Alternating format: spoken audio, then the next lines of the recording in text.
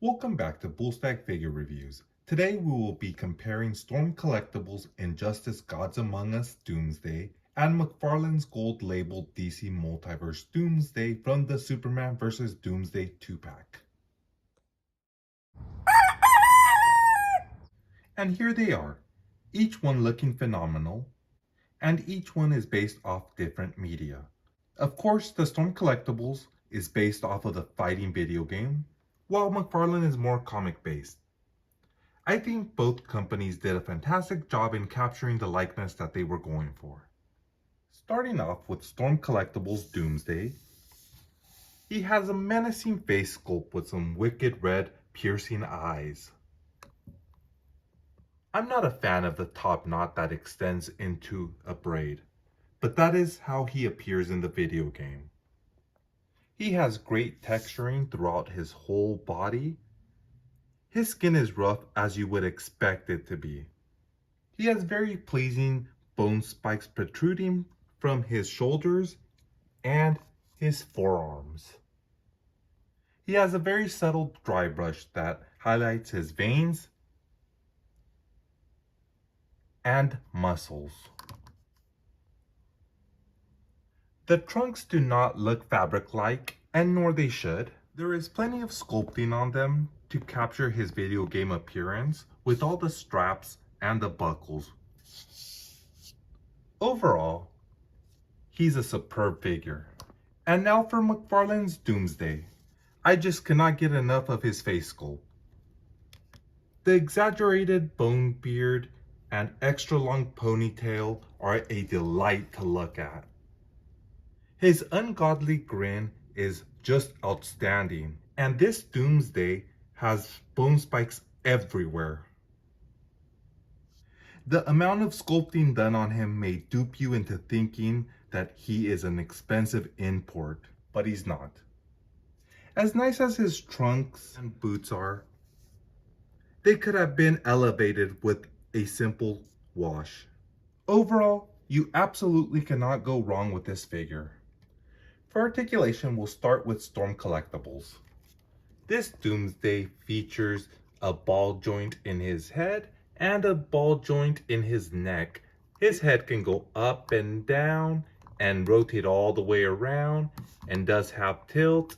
And as I mentioned, there's a ball in his neck that allows his neck to move forward. And this is due to all the soft goods on this Doomsday figure. For his shoulders, they can go in and out, and they can rotate all the way around. It also feels like they have a butterfly joint. He has a bicep cut. He has double jointed elbows, although they are hindered by the sculpting. For his hands, they can rotate all the way around, and they are on a hinge. His diaphragm has a ball joint, and so does his waist. It allows him to go forward and back, and he has tilt. His waist can do the same exact thing, back and forth with some tilt. His legs can kick all the way up and down, in and out, and his hips do have some swivel. No thigh cut. His knees are again double jointed, although they are hindered by some of the sculpting. His foot can go up and down, and it's on a rocker, and he has a toe hinge. For the McFarlane version, his head is also on a ball joint. His head can move up and down, and it can rotate all the way around, and it has tilt. His jaw is articulated. His shoulder is on the ball joint that allows it to go up and down and can rotate all the way around. He has no bicep cut and only single jointed elbows, but they are on a swivel. His hand can rotate, and is on a hinge. He has 2 ball joints, one in his diaphragm and one in his waist. It allows him to go back and forth, and he can tilt side to side. The ball joint in his waist does the same exact thing. His legs can move up and down, in and out. The hips have pretty good swivel. No thigh cut. Single jointed knees with rotation. His boots can go up and down, and they are on a rocker. No toe hinge. This Storm Collectibles Doomsday stands at about 10.5 inches, and the McFarlane Doomsday stands about 9.5 inches. I think they can both fit in perfectly well with 7-inch lines. Here they are with Storm's collectible Injustice Gods Among Us Lobo,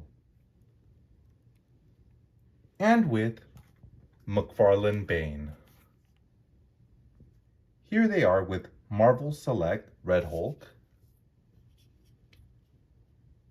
Because Doomsday the character is a hulking monster, they both should be passable with any 6-inch figures. Here they are with Marvel Legends Tarantula. For accessories, we'll start with the Storm's collectible figure. He came with 4 alternate hands, 1 gripping hand, 2 open hands, and 1 fist hand. He also came with an alternate head. And now for the McFarlane Doomsday accessories. He came in a 2-pack, so even though Superman himself isn't an accessory, he was still included in the box. And the Superman came with 2 alternate hands. We were given 2 collectible trading cards, 1 for each figure, and 2 very generic display stands. And now, to reiterate Doomsday's bio from my 2-pack review, Doomsday is a monster genetically engineered from the depths of Krypton. He was imbued with a lot of hate and desire for destruction. He was made this way by being created and released as an infant onto the surface of the planet, where he was brutally killed. The baby's remains were collected and used to clone a stronger version of himself. This process was repeated over and over for decades as a form of an accelerated natural evolution. The agony of those painful deaths resonated in his genes, driving him insane and hating all life. Eventually, he met Superman on Earth and became best known as Superman's killer. So for my final thoughts, both figures have their own uniqueness and are true to their targeted media likeness. I do feel that Storm Collectibles edges out McFarlane in the articulation department, as it should be. I prefer the comic-style Doomsday outfit, so McFarlane has the edge there. Each company did an equally fantastic job with all the sculpting that went into these figures.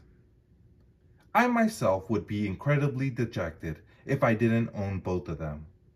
So I will let you, the viewer, decide on who you like better. If you enjoyed this video, please comment, like, share, and subscribe.